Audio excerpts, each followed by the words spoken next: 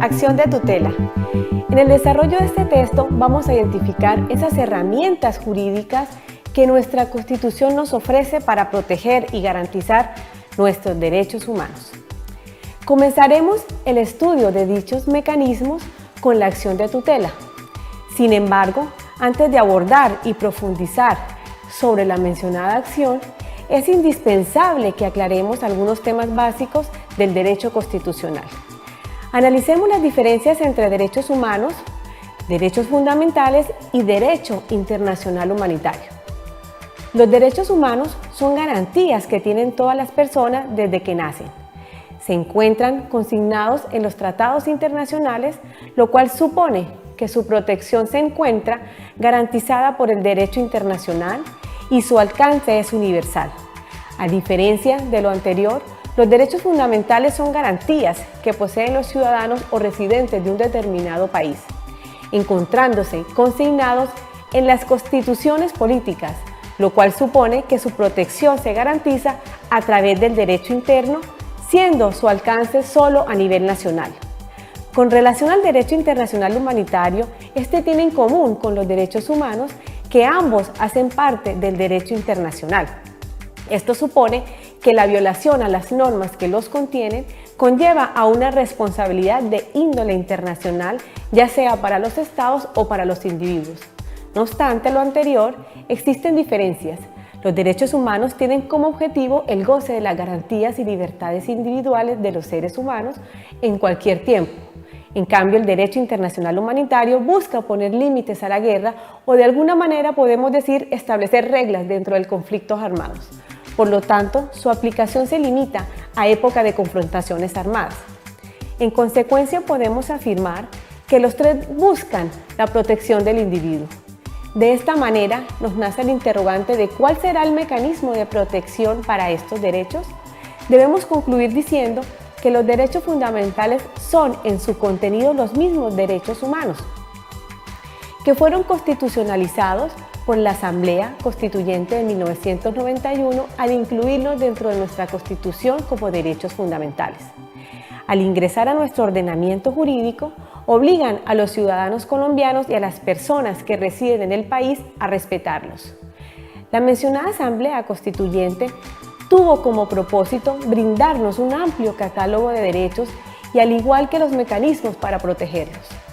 Comienzan a incluirlos en el título segundo denominado de los derechos y las garantías y los deberes.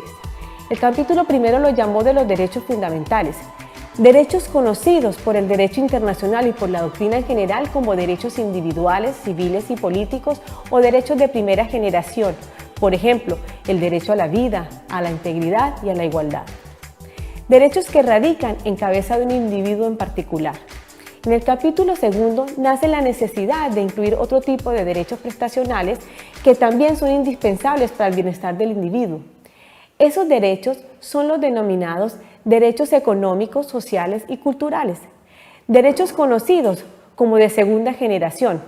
Entre ellos encontramos los derechos a la vivienda y a la recreación. Finalmente, en el capítulo tercero se termina con el catálogo de derechos con los derechos colectivos y del ambiente, también denominados derechos de tercera generación. Estos derechos no se encuentran en cabeza de una persona en particular, sino que su interés recae sobre la colectividad, como son el derecho al medio ambiente, al espacio público o a la salubridad pública, entre otros derechos. Nuestra Constitución fue un poco más allá y no solo nos brindó el anterior catálogo de derechos, sino que también amplió la protección, incluyendo en su artículo 93 la figura del bloque de constitucionalidad, una figura francesa que supone que los derechos humanos consagrados en los tratados internacionales ratificados por Colombia tengan rango constitucional. En consecuencia, podríamos buscar su garantía a través de las acciones constitucionales que analizaremos en este texto. Teniendo claro cuáles son los derechos que podemos proteger, el capítulo cuarto de la Constitución nos brinda los mecanismos para protegerlos. Así las cosas, comenzamos con el análisis de la acción de tutela, aclarando que dicha acción se encuentra ubicada dentro de la rama judicial en la jurisdicción constitucional.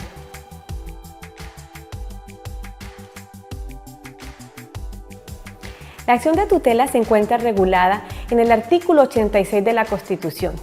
En ese artículo 86, que sería la base constitucional de la acción de tutela, nos dice que toda persona tiene derecho a presentar este mecanismo de protección cuando vea amenazado o vulnerado un derecho fundamental. Este artículo 86 está reglamentado por el Decreto Ley 2591 del año 91, donde nos explica todas las especificaciones de lo que es la acción de tutela, su contenido, qué lo protege y cuáles son las condiciones para presentarla. En primer lugar, tenemos que el tiempo de respuesta de la acción de tutela son 10 días. Es decir, nosotros presentamos ante la oficina de reparto de cualquier palacio de justicia la acción de tutela y en 10 días tendremos el fallo. Los jueces competentes para conocer la acción de tutela es cualquier juez de la rama judicial, es decir, la jurisdicción constitucional se amplía para que la acción de tutela sea un poco más garantista y la puedan conocer todos los jueces. De esa manera, nosotros tenemos que la acción de tutela, ¿qué derechos protege? Los derechos fundamentales. Pero ¿cuáles son los derechos fundamentales que protegen los derechos contenidos en la Constitución y aquellos que se encuentran en los tratados internacionales ratificados por Colombia en temas de derechos humanos? ¿Cuáles son las condiciones para presentar esa acción de tutela que exista una amenaza o una vulneración de un derecho humano? De igual forma, en este decreto 2591 nos dice que tenemos la posibilidad de presentarla escrita o verbal. En el artículo 14 del decreto 2591 nos dice que puede ser verbal en 3 casos: cuando sea un menor de edad, cuando la persona no sepa leer o escribir y cuando la persona esté en una urgencia manifiesta. En el caso de que la tutela sea escrita, debe tener unos contenidos básicos que debemos tener en cuenta al momento de redactar una acción de tutela. Debemos identificar al accionante y al accionado, debemos identificar cronológicamente los hechos que sustentan esta acción de tutela, debemos presentar los argumentos jurídicos de dicha acción y de igual forma debemos mencionar en la acción de tutela cuál es el derecho vulnerado. De esa manera nosotros le solicitamos al juez en las pretensiones que ese derecho se declare como vulnerado para que se pueda garantizar ese derecho a ese accionado. De igual forma tenemos dentro de ese decreto 2591 cuando no procede la acción de tutela y en este caso nos encontramos con los derechos colectivos.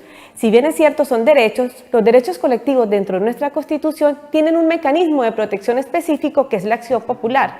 Por eso cuando estamos en presencia de estas acciones, de estos derechos, nosotros no acudimos a la acción de tutela, sino que acudimos a la acción popular. ¿Contra quién nosotros podemos presentar esa acción de tutela? Contra autoridades públicas o también contra esos particulares que no nos están cumpliendo, nos están vulnerando con un derecho fundamental.